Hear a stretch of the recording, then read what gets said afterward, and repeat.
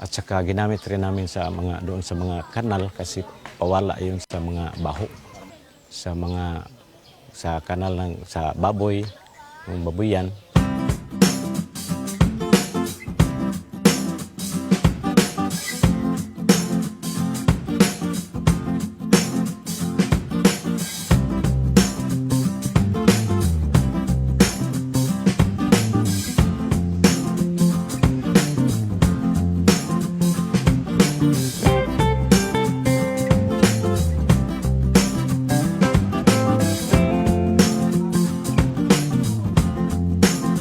Noon nagbubuntis ang baboy ko, hindi ko ang isa ginagamitan ko lactobit, ang isa wala.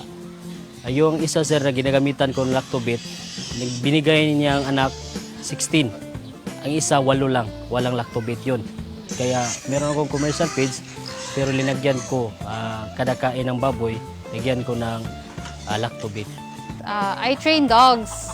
Since 2010, I have been religiously using Lactovet, the product for their drinking. I can put it in their food. I just choose because you cannot give so much in a day. Immune system is better so they don't get sick. After 3 days, you would see changes like poop will not be that smelly, and then their pee will also not stay that strong, and then their body smell is not that strong.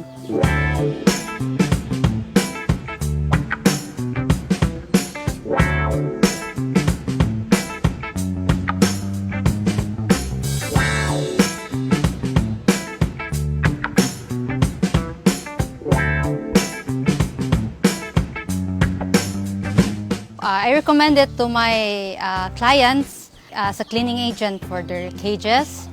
And for areas they poop and they pee, I also spray it on the area to prevent flies, to prevent smell. Especially for indoor dogs. Indoor dogs have a problem with the couch, the smell of the area. So upon spraying Enzomo, all the smell's gone. Ginamit rin namin doon sa mga kanal, yung babuyan, kasi pawala yun sa mga baho. Ginamit rin namin doon sa vermicomposting, sa substrate para sa vermi-worm, para pagkain nila. Madali lang yung mabulok yung mga dahon at saka yung mga vermi-worm, ganado ang pagkain nila.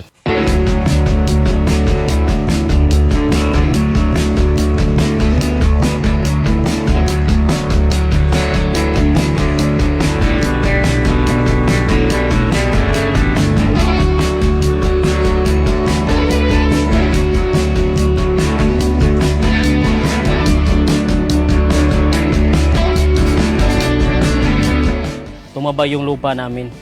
At saka maraming saha ng saging. Doon, hindi masyadong mataba. Every week, mag-spray ako ng lactoplant. At saka yung maliit pa ang puno, ma-sprayhan mo. Kaya bumilis ang tubo ng pananim. Ang bunga sir, matamis na matamis. Lumaki kita sir. Kasi noon masyadong tagtuyot.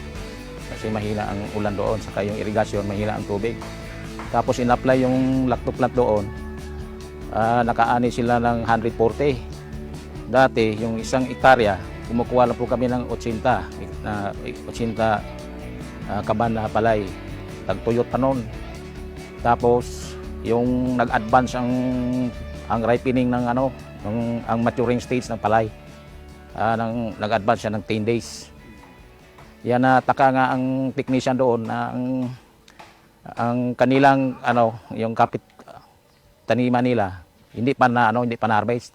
Yung in-applyan ng lactoplant nag-advance talaga ng 10 days ang pag-ani noon. Mga 40% talaga ang nag-improve sa kanilang kita. Kasi pag gumagamit ka talaga ng mga chemical na abono, talagang mas mataas. Kasi samantala yung sa lactoplant i-apply mo lang 3.6 liters naman yan. Ang price lang noon, mas katamtaman lang kaysa mga produkto na gamit ang komersyal na fertilizer. Sa isang spray load, ay 16 man lang natakip ng lactoplant ang kandon tinitimpla. Matagal na ginamit namin yung lactoplant. Ina-apply namin dito sa cacao farm namin. Sa lactoplant, mag-spray kami ng foliar spray. Ginamit ang lactoplant every 15 days. Kailangan musubol na yun. Nindot ang iyahan. At saka makatabang po sa pagpabuwak sa kakao. Gawa sa putas nga mo ang fertilize. Ang spray po sa lactoplant makatabang sa pagpabuwak sa kakao. Bago pa ito mga kakao namin, mga 1 year and 6 months. Pero meron ng maraming bulaklak. At saka meron na rin bunga na mga iilan. Kasi ang kakao, mga 2 years, yun magbunga ng marami. Kung hindi namin ginamit ito, posibleng wala ang mga bulaklak na ganun. Gumamit na kayo ng lactoplant para sa inyong taniman. Baho ng paligid nyo, gumamit kayo ng ang insumo. Para sa inyong mga hayop, gumamit kayo ng lactobit. Sa gitna ng pagyanig ng lupa, sa unos at dilubyong dumarating sa ating bayan, tayo ay manalangin. Panginoon, kami ay lumalapit sa iyo. Bigyan mo po ng lakas ang mga nawalan ng tahanan, ng pag-asa ang mga nawalan ng mahal sa buhay, at ng tapang ang mga patuloy na naglilingkod para sa iba. Naway maging matatag kami bilang isang bansa na kahit anong lindol o bagyo ay hindi makapagpabagsak sa aming pananampalataya. But we also pray for our leaders and every Filipino that we may be freed from the greater disaster, the corruption that weakens our nation from within. Cleanse our hearts, O Lord, that the truth and compassion may rise above greed and deception. Let every trial remind us to stand together to rebuild not only our cities but our character as a people. Mula sa Bantay Radio, isang panalangin ng pag-asa, ng pagkakaisa at ng muling pagbangon ng sambayanang Pilipino.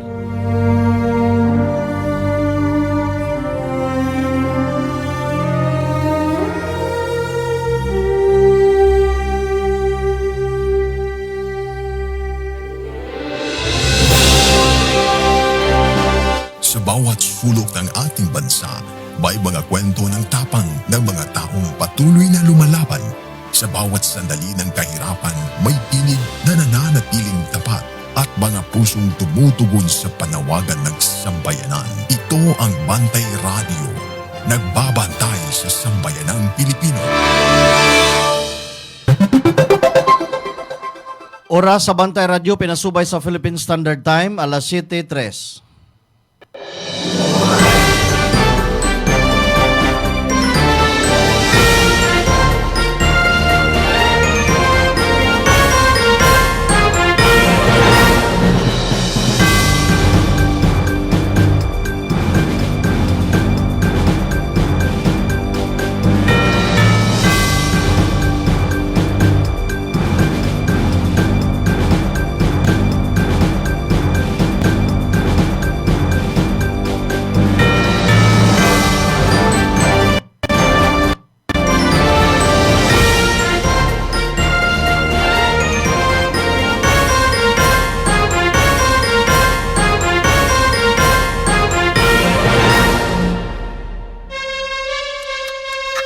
From the heart of Cebu to the rest of the Visayas, Mindanao, and the world, bringing you credible news, public service, and stories that inspire. Ito ang Bantay Radio, nagbabantay sa sambayanang Pilipino. Mapapakinggan sa Bantay Radio Cebu with simulcast on 12 radio stations across Visayas and Mindanao at sa buong mundo sa pamamagitan ng Bantay Radio online streaming. Usa ka oras nga balita, serbisyo ug paglaom. Bantay Balita ngayon. Bantay Balita ngayon.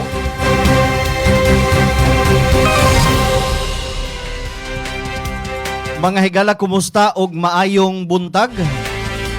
Welcome sa lain na usab nga hugna sa mga balita. Dinhis atong tulumanon, Bantay Balita ngayon. Ramsa lang gihapon ni mga igsoon, may makiguban kaninyo hangtod ta sa alas 8 ang takna sa kabuntagon. Nining adlaw nga Martes, pit sa 28 nas bulan sa Hulyo. Ug sama gihapon sa naandan mga kahigalan, kita nang hinaot nga ang tanan nagpaminaw, nagtanaw nining atong programa. Anaa unta sa kahimsog sa panglawas. Ubanay ko ninyo mga amigag, mga amigo, atong ihatod diha kaninyo ang mga labing uwahing mga balita dinhi sa ato. Mga balita sa kauluhan, sa gawa sa nasod, mga balita sa sports, sa showbiz ug sa kahimtang sa panahon.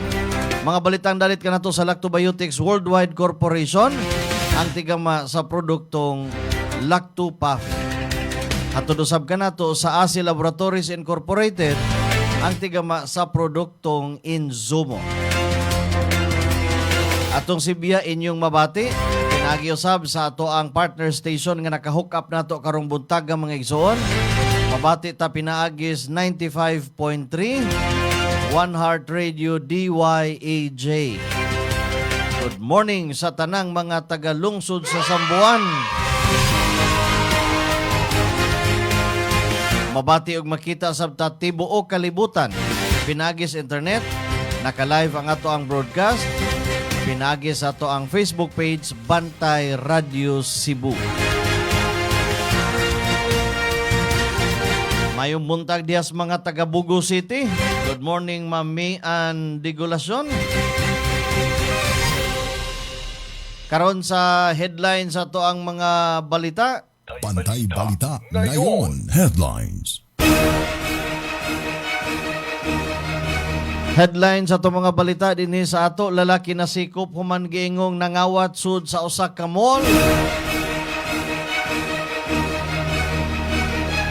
Governor Pam Baricuatro may padayag og pagsuporta sa mga prioridad ni Presidente Bongbong Marcos.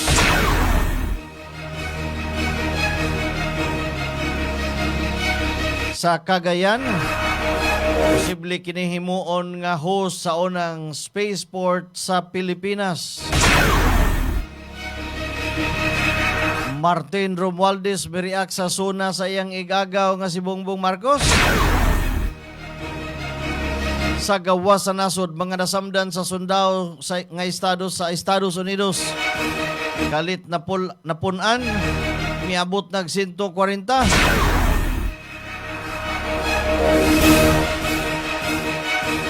Trust rating ni Presidente Bongbong Marcos ug Vice President Sara Duterte parehos nga ni ubos sa second quarter sa 2026. Sa showbiz, Nadine Lustre engaged na. Mao kadto ato ang mga headlines. Bantay Balita ngayon. Headline. Detalye sa mga balita sa ato ang pagbalik ato sa paminawon kining mga mahinungdanon. I'm Jim. So I've been a Lactopath user ever since January 2022. It was during the time when Omicron variant was a bit rampant here in Cebu. So as you can all remember, natuling time na grabe, nabukdan ko kung palit ko paracetamol ang mga tao sa kada pharmacy. Isod na kung pangitang tambal. So I ended up deciding to try Lactopathy. And for the grace of God, narakarang yun akong pamati ang Lactopathy. In fact, sa una, sa magsipon ko, upo, ang ako yung perming imnon is ka na mga synthetic na medicines, pero karon di na kung take na I've been taking Lactopathy every day. In a day, makahurot ko o 90 ml tungod kay I will take Lactopathy right after every breakfast, lunch, and dinner. So sa kadahuman ako kaon, mag-take og 30 ml nga Lactopathy, most likely after an hour sa pagkaon para nindot ang digestion sa tiyan. So, one of the benefits ko na pa ng Lactopathy is that mapafeel ko pirmi nga kung tiyan kalma. Wala na ko ka-remember nga kanang magkalibanga ko, like sa una, ang kalibanga is like in a day, makalibang po, let's say, 5, 6. Gabi dyan akong sakit sa tiyan karon dili na. Kalmada akong tiyan nga. Muna ko yung mga ubosipon, maging akong perning nun. Kanina lang yun akong isaligan. Hopefully, this company will still be here in the long run like this.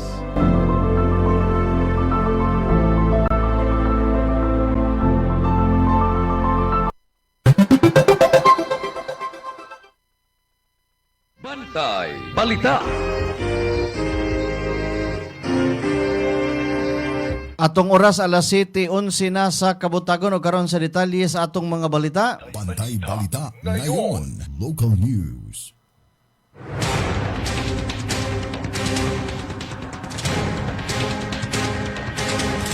Napasakaan na og kasong pagpangawat ang usa ka 52 anyos nga lalaki. Human siya giingong nanguha og mga baligya gikan sa usa ka mall nga nahimutang sa Colon Street ning Dakbayan sa Sugbo. Ang suspek na ilhan og tago lamang sa pangan nga si Edo, lumad nga taga Sambuanga, Sibugay o kasamtangang nagpuyo sa barangay Mambaling ning Dakbayan. Sumapas kapulisan, naaresto usab ang suspek ni atong Enero sa yuning tuiga sa susama gihapon nga kaso.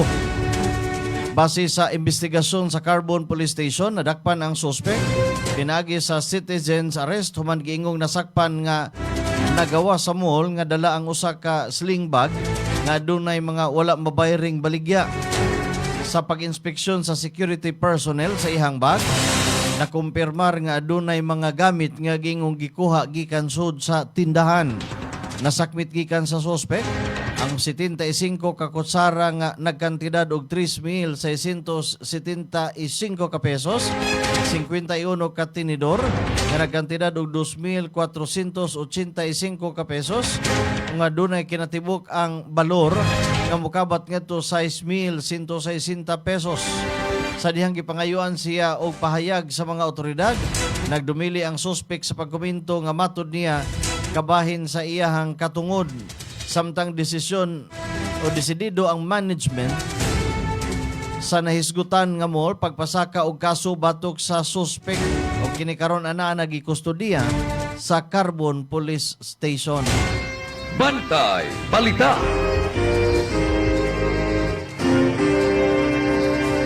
Nahitabong sunog sa lungsod Barangay Bulacau. Nagbilin og gibana-banang 180,000 nga danyos.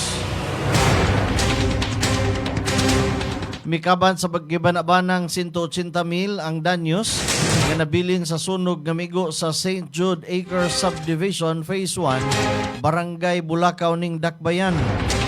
Tulo ka mga balay ang napiktuhan sa insidente. Diin usa ang hingpit nga nasunog samtang duha ang partially damaged. Suma sa inisyal nga investigasyon, nagsugod ang sunog sa balay nga gipanag-iya ni Remedios Gurit ug nakapikto kini sa 4 ka pamilya sa o 16 ka mga individual nga nagpuyo sa maong compound. Giisa lamang sa first alarm ang sunog tungod kay dali kini nga narespondihan sa tong Bureau of Fire Protection kon BFP, hinungdan nga wa kini makakatap sa uban pang kabalayan. Matud pa sa mga residente, ang mga balay nga napiktuhan sakop sa Gurit compound, diin ka paryente tanan nga nagpuyo. Ilang namatikdan nga ang kayo nagsugod sa usa ka kwarto sa ikaduhang andana ug paspas kini nga mikusog. Gikatha usab nga kaniadto nakasinati na og sunog ang maong panimalay apan napalong lamang dayon sa mga responder. Padayon pa ang investigasyon sa BFP aron matino ang insaktong hinungdan sa sunog sa pagkakaron. Usa sa mga gitan-aw nga posibleng hinungdan mao ang air conditioner unit.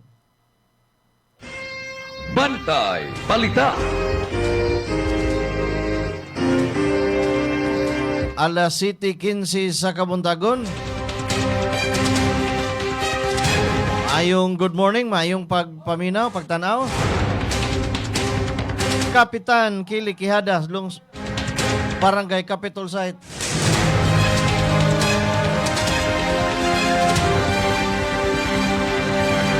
Atong dawaton karon, report gikan sa tuang kauban sa gawas.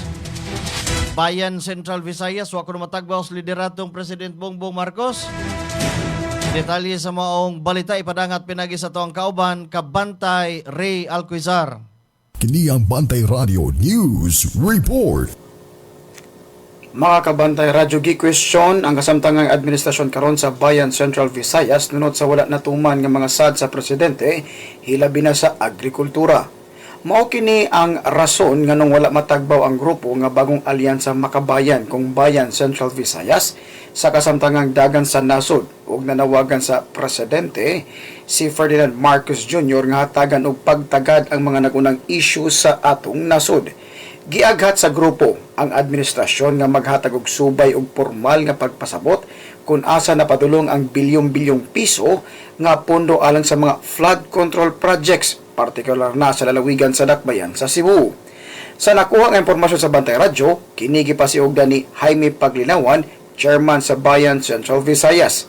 Matud niya, nagpadayon gihapon ng grabe nga pagbaha matag adunay kusog nga uwan nga nagpakita sa kakuwang sa kaepektibo o klarong resulta sa mga proyekto sa flood controls. Gipanawagan sa grupo ang dinalian nga pagpatuman sa probinsyon alang sa makabuhing suhulan o living wage sa mga mamumuo aron makaapas sa padayong pagsaka sa presyo sa mga batakang palaliton o produktong petrolyo. Dugang panini mga kabantay radyo, kipadayag sa grupo nga kinahanglang paspasan sa gobyerno ang pag-aksyon o pagpaningil sa hustisya batok sa mga opisyal nga labigit sa pultahan sa korupsyon ug dili patas nga pagpadagan sa pondo sa publiko. Taliwala sa ilang dissatisfaction sa mga makabuot nga administrasyon, gipadayag ni paglinawan nga magpadayon ang Bayan Central Visayas ug ang mga kaubang organisasyon sa pagpahigayon og malinawon mga liho protesta ug sa ilang tradisyon nga People's Sona aron masiguro nga mapadungog sa gobyerno ang tinod nga tingog ug kahimtang sa mga ordinaryong mamumuno ug mamumuo ug ang mga lungsuranon. Nanukad sa Heritage City of the South inyong tingog nga nagbantay sa kahanginan. Ray Alquizar alang sa Bantay Radyo. Bantay Balita.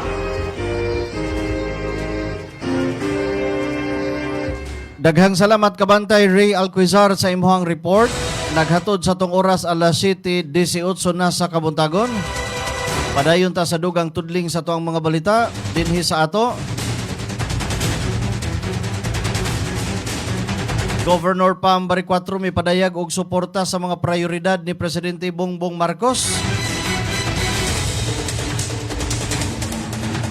Gipadayag ni Cebu Governor Pamela Pam Baricuatro ang ihang pag-abi-abi sa pipila ka mga prioridad nga gisgutan ni Presidente Ferdinand Bongbong Marcos Jr. atol sa iyang gipahigayon nga ikalimang State of the Nation Address kagahapong adlaw. Matud pa sa gobernador, nahiuyon ang mga plano sa presidente sa mga prioridad sa ihang administrasyon sa Sugbo, ilabi na sa pagpaligon sa disaster response, pagpalapad sa healthcare programs ug sa uban pang mga serbisyo nga direktang makabenepisyo ang mga Sugboanon. Gisuportahan usab niini ang mga lakang sa food security ug agriculture, ingon man ang mga relief measures sama sa pagpaubos sa income tax sa mga mamumuo ug sa pagtangtang sa systems loss charge sa bayranan sa kuryente. Gisgutan usab sa gobernador ang kamahimungdanon sa mental health care, ilabi na sa pagpalapad sa rehabilitation therapy alang sa labing nanginhanglan.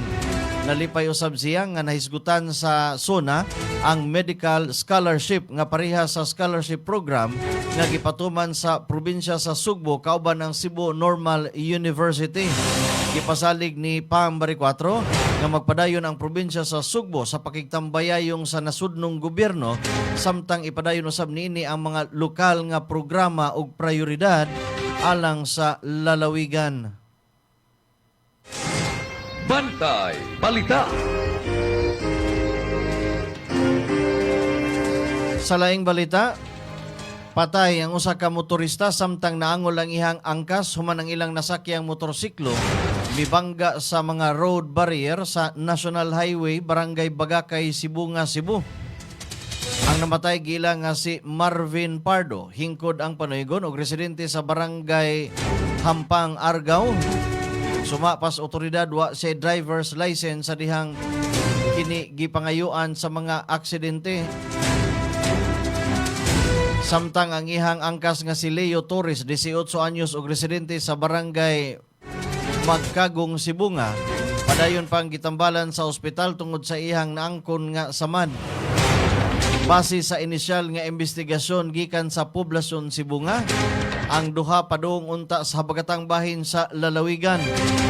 Pag-abot sa lugar sa aksidente, gingon nawalan og control ang driver ug mibangga sa mga road barrier nga gibutang tungod sa nagpadayon nga road repair. Tungod sa kakusog sa panagbangga, nalabay ang driver ug ang angkas ug nakaangkon og grabing mga samad sa nagkalain-laing bahin sa lawas. Kidala dayon sila sa tambalanan, gitabang sa Sibunga Medical Municipal Disaster and Risk Reduction Management Office o gidala ngadto sa Karkar District Hospital apan gideklarar nga dead on arrival si Pardo, samtang wa pa mahimat nguni o unconscious pa si Torres sa dihang gidawat sa ospital. Bantay Balita. Alas 7:21. Good morning, mayong pagtanaw, may pagpaminaw. Kuya Konsehal Wilson Ponce Golim, good morning. Good morning sa tanang mga taga Capitol site. Kapinagyod sa ilahang Kapitan Aptik, Kapitan Kili Quijada. Good morning, Kap. Sa laing balita, sunog sa Deka Homes Phase 2 sa Talisay City. Nakuha og video ang sunog nga migo sa Deka Home Subdivision Phase 2 sa Barangay Dumlog, Dakbayan sa Talisay kaghapon. Wala pa'y opisyal nga report gikan sa mga otoridad bahin sa hinungdan sa sunog. Sa kidakon sa danyos o dunay mga naangol o napektuhan sa maong insidente.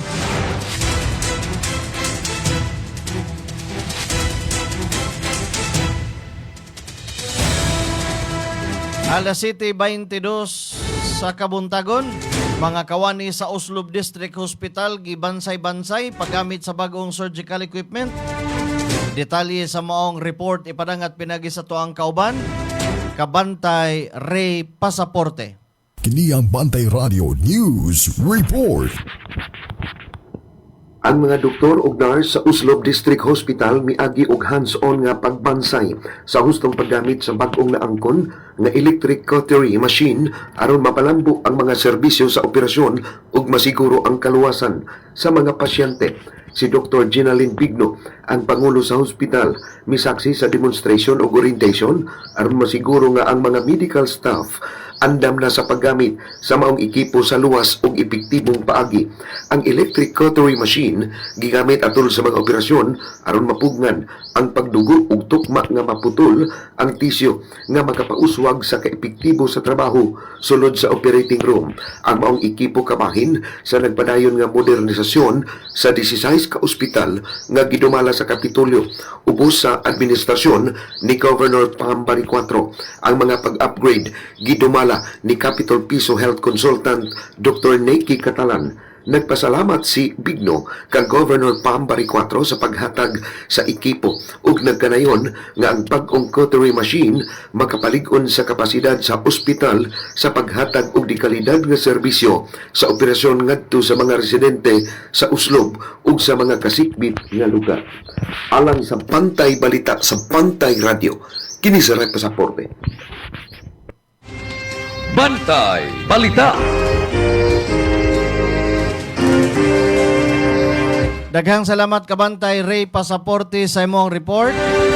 Naghatod sa tong oras alas 7:24 na sa Kabuntagon. Nagpadayon ang search and rescue ug monitoring operation sa Municipal Disaster Risk Reduction and Management Office sa Columbio aron matabangan ang mga pamilyang natrap tungod sa baha dito sa Purok 5, Barangay Poblasyon, Columbio, Sultan Kudarat. Suma sa Municipal Disaster Risk Reduction and Management Office, ang ilang mga responder nagpadayon sa pagluwas sa mga residente ug sa pagmonitor sa kahimtang sa lugar aron masiguro ang kaluwasan sa mga napiktuhan sa pagbaha. Gipadayon usab sa mga otoridad ang panghatag og gikinahanglang tabang ug serbisyo ngadto sa mga komunidad nga napiktuhan sa pagsaka sa tubig.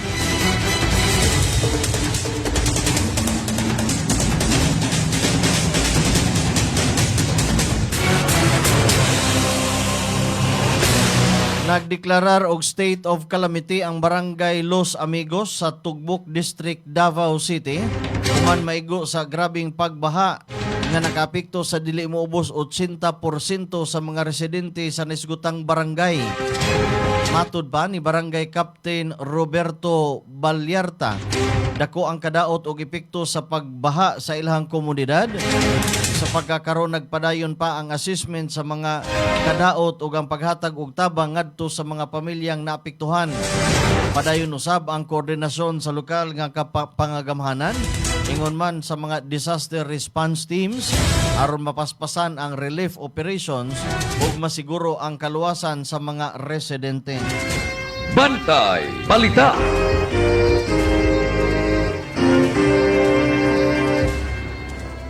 Gipahibalo ni Presidente Ferdinand Bongbong Marcos Jr. nga ang Cagayan maoy giplanong mahimong host sa unang spaceport sa Pilipinas. Isip kabahin kini sa tumong sa nasod nga pagpalambo sa kapasidad sa aerospace ug sa space technology.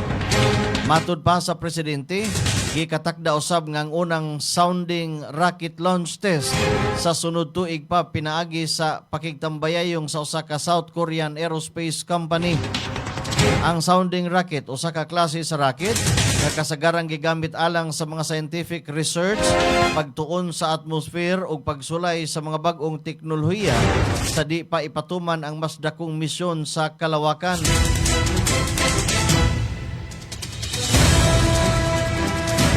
Alas City 20 City sa Kabuntagon.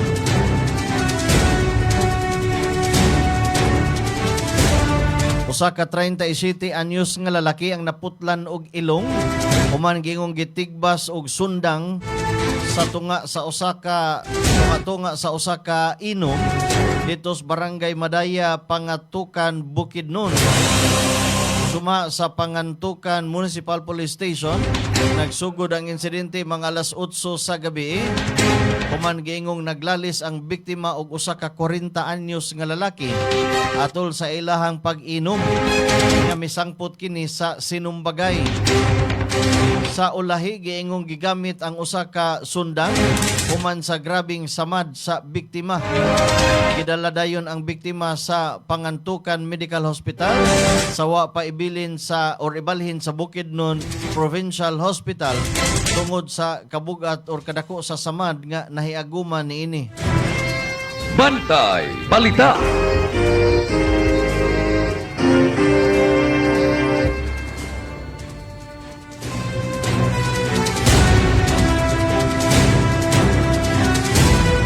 Alas City 29 sa Kabuntagon, de 28 anyos nga lalaki nga nagkupot og illegal drogas. Sikop atol sa buy-bust operations lungsod sa Tayasan, Negros Oriental. Labyog tas laing probinsya dawatag report. Detalye padangat pinagi sa to ang kauban Kabantay Alan Rosete. Kini ang Bantay Radio News Report. Yes, salamat ta kabantay ram sa to nga balita karon butaga sikop sa buy-bust operasyon kaning usa ka lalaki nga nagkupot og illegal nga drugas dito kini nitabo sa Sitio Laguna, Barangay Matuog, Tayasan, Negros Oriental. Kagapon ni adlaw Lunes sa gabi, Hulyo 20 City 2026. Giila lamang ang dinakpan si alias Isa 22 anyos og residente sa Barangay Lagit, Tayasan, Negros Oriental. Naguha gikan kaniya ang duha ka health cell transparent plastic cassette nga adunay sulod nga gidudahan nga tsebo nga may gibugaton nga 2 ka gramo o gibadabala nga mobalor og 13,600 ka pesos. Ang suspek anakaron sa kustudiya sa Tayasan Municipal Police Station o pasakaan og kaso nga paglapas sa Section 5 o Section 11 sa Article 2 sa Republic Act number 91/65 o nailhan nga usab nga Comprehensive Dangerous Drug Act 2002. Moro na ito nakalam nga balita karong buntaga kabantayan sa nilipat o pasalamatan ang Lactopapi. Ang Lactopapi mapalit kini sa inyong mga lugar. Kini ang inyong kabarangay in action na lokadiri sa probinsya sa Negros Oriental alang sa Bantay Radio, Alan Ro City. Bantay Balita. Daghang salamat kabantay Alan Rosite sa imuhang report. Katoy naglangkob sa ato ang mga balitang lokal karong adlaw. Sa ato ang pagbalik, detalyes mga balita sa kauluhan. Siguro kunong Presidente Bongbong Marcos nga maprotektaan ang mga konsumidor batok sa sobrang pagpaningil sa kuryente. Kanaguban pa mga detalye sa atong mga balita sa kauluhan sa ato ang pagbalik, pero ato sang paminahon kining pipila ka mga mahinungdanon.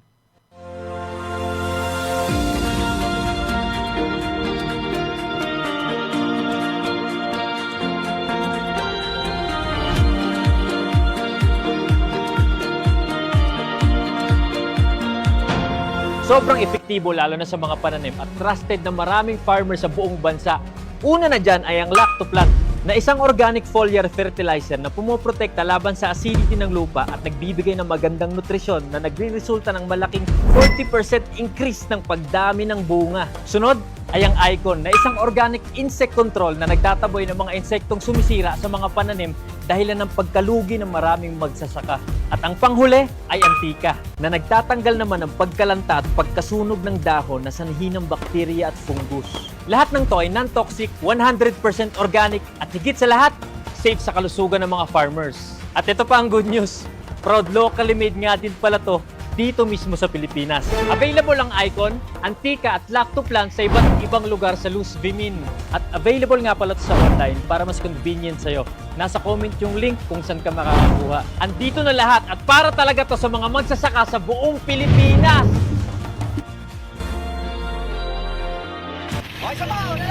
May nararamdaman ka na ba sa katawan mo?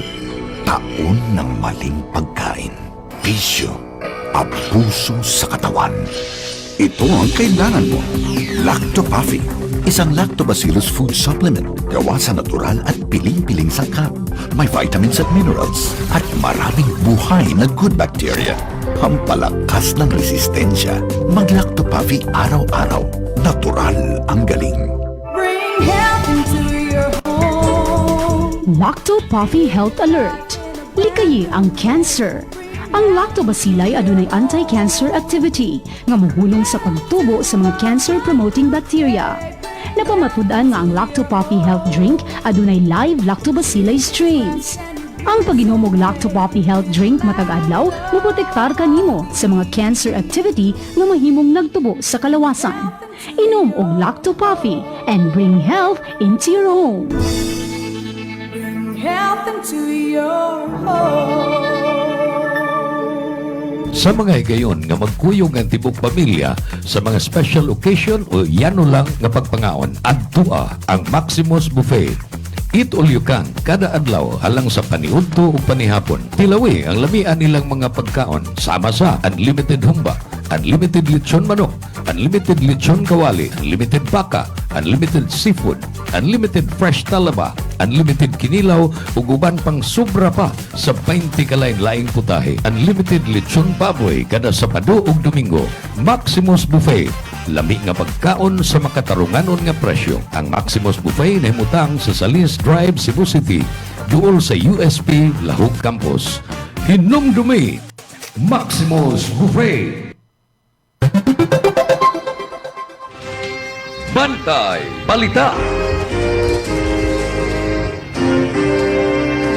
Alas 7:34 sa kabuntagon o karon sa detalye sa ato mga balita sa kauluhan. Bantay Balita ngayon, National News.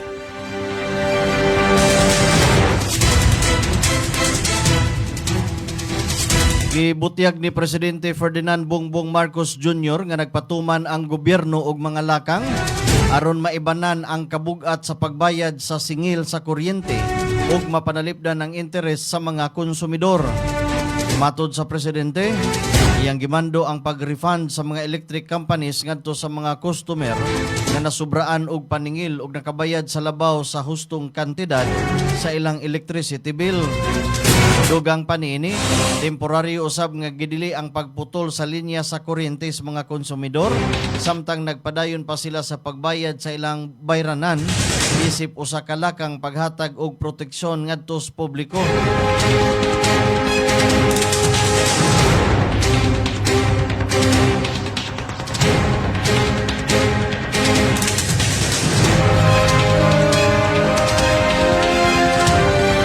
Mipadayag si Presidente Bongbong Marcos sa ihang kinasingkasing pahasubo ngadto sa mga ginikanan ug pamilya sa tulo ka mga estudyante nga namatay sa nahitabong school shooting sa San Jose National High School sa Tacloban City niadtong nakalabay nga buwan.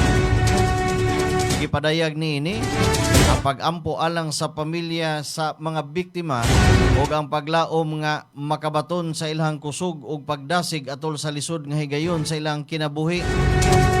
Kaisgutan ang maong topic atol sa gipahigayon nga State of the Nation address ni Presidente Bongbong Marcos kagahapong adlaw.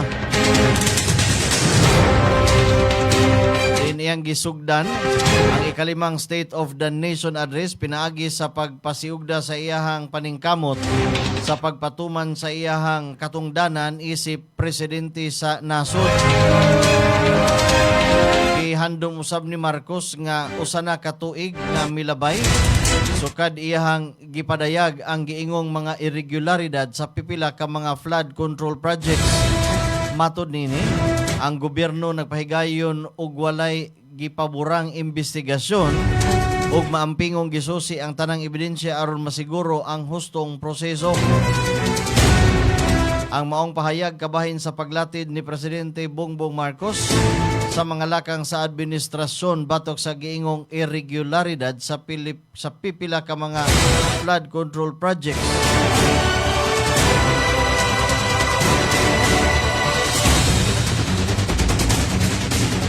Alas 7:37.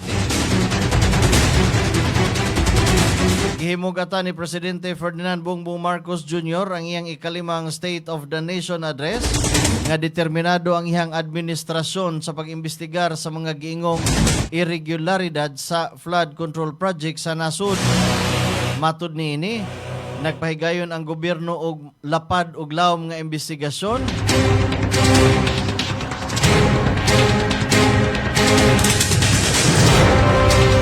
na walay paboran og maampingong gisusi ang tanang ebidensya aron masiguro nga patas ug husto ang proseso.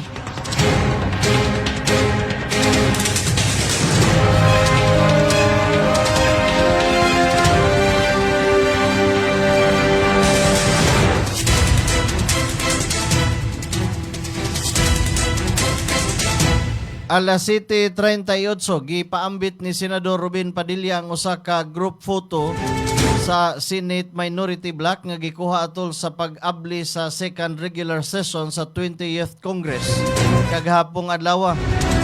Sa litrato na matikdan nga dunay tulo ka lingkuranan nga gimarkahan og reserve 4 nga gireserba alang ni Senador Ronald Bato de la Rosa, Senador Jinggoy Estrada o Rodante Marcolita. Suma sa impormasyon nga giubanan sa post, si Estrada ug Marcolita ana sa kustodiya sa mga otoridad, samtang si De La Rosa padayon pang gipangita sa mga tinugyanan sa balaod. Ang maong litrato gipatik ni Senador Robin Padilla sa iyang social media account atol sa pagbukas sa sesyon sa Senado. Ang mga legal nga kaso nga may kalabutan sa mga nalambigit. Padayon pa sa hustong legal nga proseso ang tanang akusado at dunay katungod sa due process o presumption of innocence. Hangtod adunay final nga desisyon sa hukmanan. Bantay Balita. Paulo Duterte misaway sa ikalimang suna ni Presidente Bongbong Marcos. Mipadayag og kritisismo si Davao City 1st District Representative Paulo Duterte batok sa ikalimang State of the Nation address ni President Ferdinand Bongbong Marcos Jr. Sa ihang pahayag, gipangutanan ni Duterte ang gipadayag nga kabalaka sa presidente bahin sa kasong plunder nga giatubang sa iyang igagaw nga si kanhi House Speaker Martin Romualdez. Matud niya mas angay usab nga ipakita sa presidente ang samang kabalaka alang sa milyon-milyong Pilipino nga nagatubang sa kakabus, pagsaka sa presyos mga batakang palitunon, taas nga singil sa kuryente ug pagkunhod sa purchasing power. Nanawagan usab si Duterte og klarong tubag bahin sa bilyon-bilyong pesong flood control projects, PhilHealth ug Maharlika Investment Fund. Matud niini gipangita sa publiko ang maong kamatuoran, dili lamang simpatiya alang sa mga makagagahom. Bantay Balita.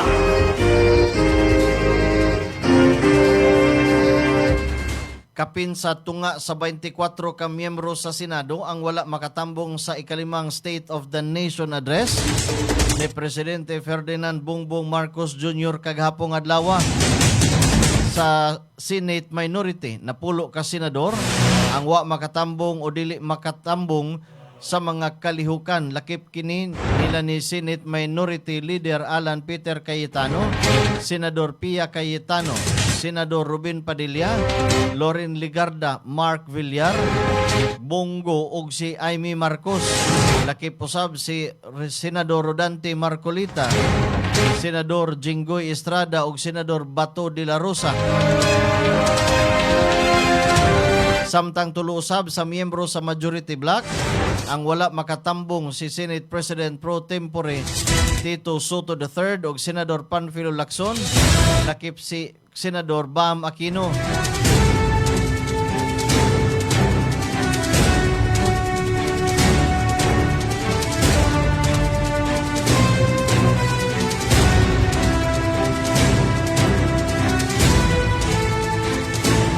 Mipadayag si Presidente Bongbong Marcos Jr. atol sa iyang ikalimang State of the Nation address nga panahon na aron susihon pag-usab ang posibilidad og mga benepisyo sa nuclear energy production sa Pilipinas.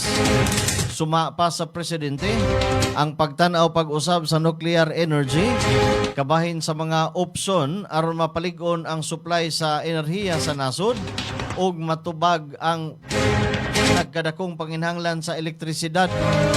Ang nuclear energy usa sa mga gigikanan sa kuryente nga gamit sa daghang nasod isip alternatibo sa fossil fuels. Apan kini nagkinahanglan usab og higpit nga regulasyon, safety measures ug dugang pagtuon sa posibleng epekto niini sa kalikupan ug sa kaluwasan sa publiko.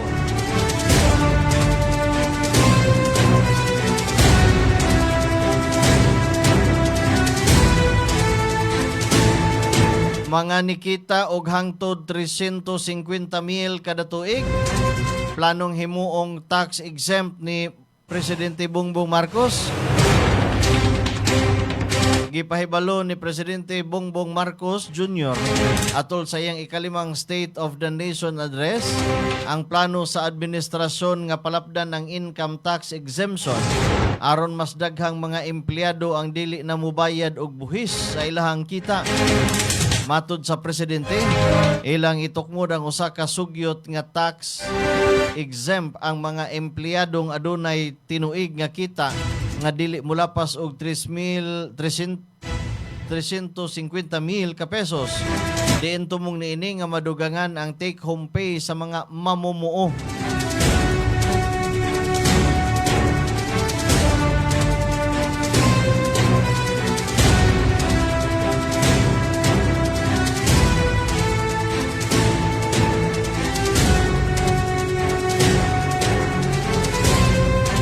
Atong tak na alas 7:44 na sa kabuntagon, nagpagawas ang Sandigan Bayan 3rd Division og warrant of arrest ingon man hold departure order ngadto sa Obato kang Uswag Ilonggo Party List Representative Jojo Ang kalabot sa usa ka kasong graft suma sa korte. Ang kaso may kalabutan sa giingong conflict of interest sa pipila ka proyekto sa infrastruktura.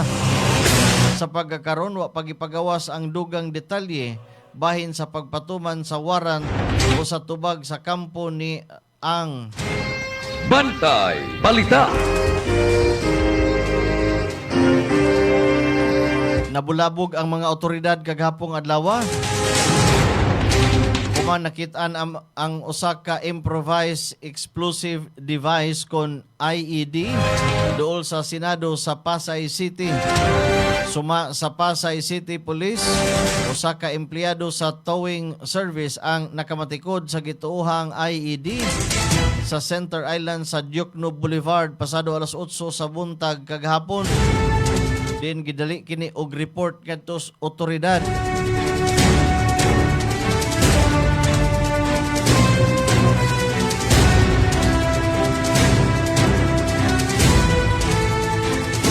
Nagsulubog itom nga mga attire ang pipila ka mga sakop sa Senate minority atol pagbukas sa regular session sa 20th Congress kagahapon sa buntag. Lakip sa nakitaan nga nagsulubog itom sila si Senate Minority Leader Alan Peter Cayetano, Senador Pia Cayetano, Senador Loren Ligarda ug Senador Amy Marcos. Nahitabo kini sa adlaw usab nga gikatakdang ihatag ni Presidente Bongbong Marcos ang iyang ikalimang State of the Nation address.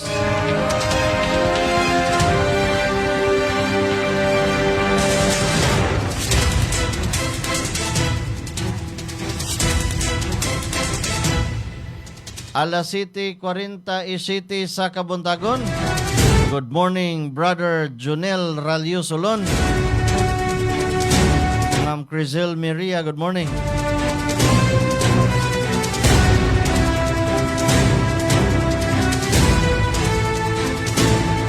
Arita sa to ang mga balita sa gawa sa nasod. Bantay Balita ngayon. World News. Usa ka barko ang naaksidente ug ang uban pang mga nibalik dito sa Persian Gulf suma sa media sa Iran.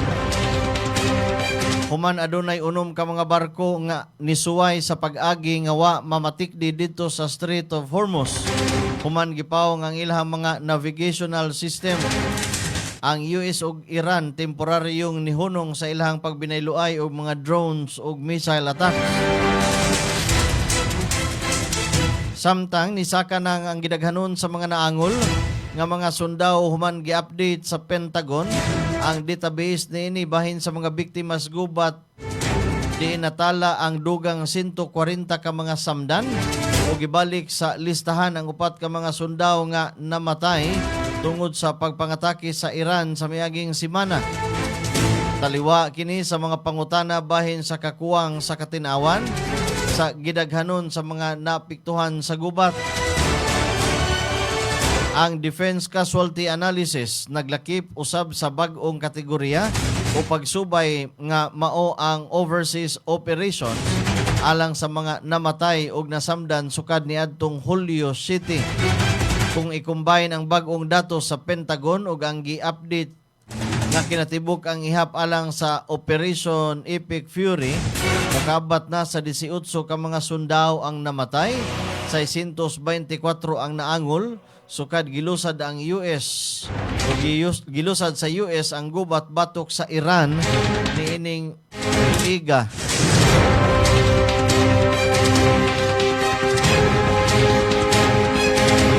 Alas 7:49.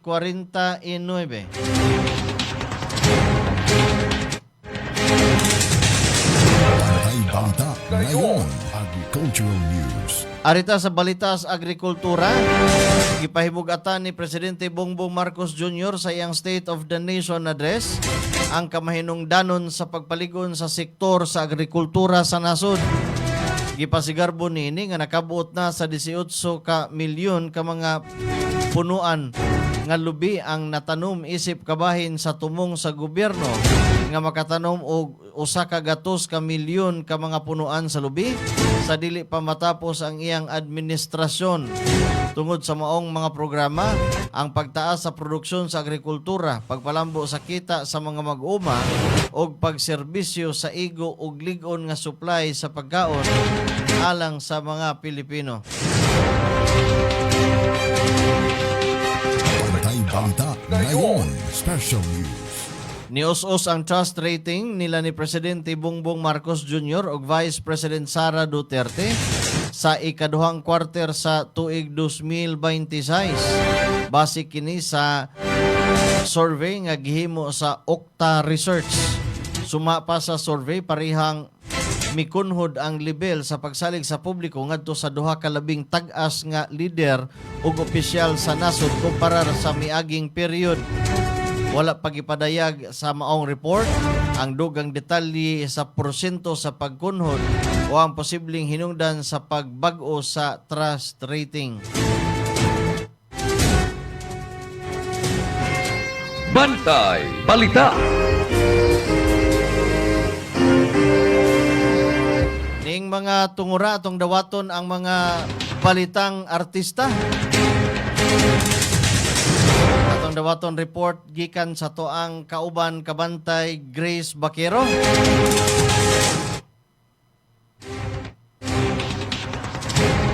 Vice Ganda, magmatngo na. Nipasalig si Vice Ganda nga mas magmatngo na siya sa sunod sa paghatag og mga komento sa tanang bahin sa It's Showtime. Kahinumduman nga nangayo siya og pasaylo sa gibuhat niya sa niaging adlaw atol sa Memerimar segment sa maong show, kung diin gibugwakan niya og tubig ang Baby Dolls member nga si Juhaira isip tipik sa iyang komedya. Gibash ug maayo si Vice tungod sa maong hitabo. Maunang na leksyon jud si Vice Ganda. Sa laing bahin, Nadine Lustre, engaged na ba? Mainit kaayong gihiskutan ang chika na engaged na daw si Nadine Lustre sa iyang longtime boyfriend nga si Chris. Wala pa man po gipagawas ka pahayag sila Nadine o Chris, pero nagsugod na og speculate ang mga fans o casuals nga nag-level up na ang ilang relasyon. Tungod kay sa latest interview sa duha, kay gihisgutan na nila ang pagbaton og anak. Nalipay kaayo ang mga fans kay nagtuo sila nga grabe ang panaghigugmaay sa duha ug deserving nila ang usag-usa. Sa tinuod lang, wala pa may gipakitang engagement ring si Nadine sa Sokmed, pero daghan na ang nakabantay sa gisulob nga diamond ring sa aktres sa mga special events o gidudahan sa mga fans nga mauna ni ang mahiwagang singsing. Pero hopya pagihapon ang mga fans nga hinaot pa nga naa sila'y announcement aron maghimong opisyal ug mapagawa sa publiko ang ilang engagement kung tinuod manggani kini. Para sa mga fans sa ABS-CBN, bag-ong primetime lineup musikad na. Gipahibalo sa ABS-CBN ang bag-ong primetime lineup niini. Kundiin mag-una niini ang Coco Martin Sigabo sa alas 8 sa gabi. Gibituunan kini nila Coco Martin ug Julia Montes. Pagasugdan kini sa teleserye nila Catherine Bernardo, James Reid ug Maha Salvador nga Someone Someday sa alas 8:45 sa gabi. Nalakipod sa lineup ang romantic series nila Enrique Hill ug Andrea Berliante sa TV5 nga A Secret in Prague sa alas 9:30 sa gabi. Masaksihan usab sa viewers ang ikaduhang bahin sa inspirational drama sa TV5 nga My Best Friend Eman nga gibidahan nila JM De Guzman ug Shaina Magdayaw. Makita kini matag alas 2 sa hapon gikan sa Lunes hangtod Sabado. Ang tulo ka primetime shows ug ang My Best Friend Eman kay makita sa All TV2, TV5, A to Z, Kapamilya Channel, Kapamilya Online Live sa YouTube ug Facebook, I Want ug TFC. Ug mao kana ang naglangkob sa atong showbiz news karong adlaw. Atangi ang mas daghan pang mas makalingaw nga showbiz news diri sa Bantay Balita ngayon. Kini ang inyong bantay showbiz patroller, Grace Vaquero. Maayong buntag. Back to you, Ramsa. Daghang salamat kabantay Grace Vaquero sa imuhang showbiz news. Naghatod sa tong oras alas 7:55 na sa kabuntagon. Mayong pagpaminaw diha sa Dani Castor sa lungsod sa Balamban. Shout out to Rodsel Omeres.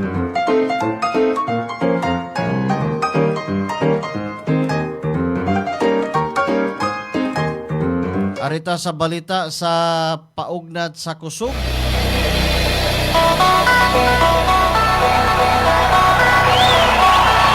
Triple kuno ang suporta ni Presidente Bongbong Marcos alang sa mga atleta.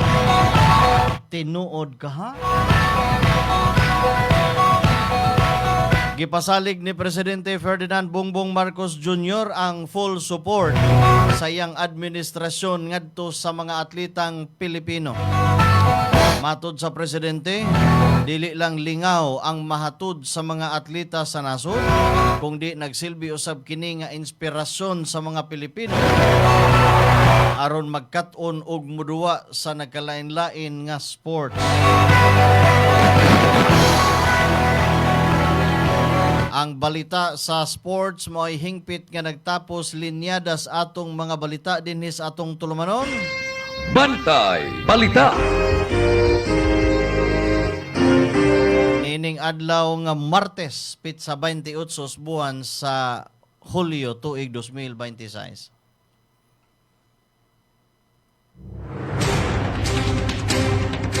Ang ato mga balita karong buntaga hinikay gikan sa toang lawak balitanan Bantay Radio Newsroom. Pinagi sa toang kauban kabantay Fred Letihio. Mga balita nga gidalit kanato sa Lactobiotics Worldwide Corporation. Ang tigama sa nabantog na kayong produktong Lactupa. Gidalit usab kanato sa ASI Laboratories Incorporated. Ang tigama sa produktong Inzumo. Pasalamata sa ato ang partner station nga nakahukap nato karong buntaga mga igsuon 95.3 One Heart Radio DYAJ. Atong technical partner diri sa ato ang Masters Control Kinon Sinisa. Pasalamat sa kinatibuk ang Persas Bantay Radio Cebu, pinanguluhan sa ato ang CEO Engineer Gigi Sanchez. Inabaga ni Attorney Miko Sabaliero. At ang iyang mga musunod pang mga programa dinhi sa Bantay Radio. Pinagyud ang musunod ang programang Newsline. Uban ni Sir June Carillo musunod sa Dili Madugay. Kini lang yapon yung ubos nga lagad sa kahanginan. Ram sa mga kahigalaan. Namilit pinagis pag-ingon. Daghan kayong salamat sa inyong pagpaminaw ug pagtanaw. Maayong buntag kanatong tanan. Ito ang Bantay Radio, nagbabantay sa sambayanang Pilipino. Mapapakinggan sa Bantay Radio Cebu with simulcast on 12 radio stations across Visayas and Mindanao at sa buong mundo sa pamamagitan ng Bantay Radio online streaming. Ito ang Bantay Radio, nagbabantay sa sambayanang Pilipino.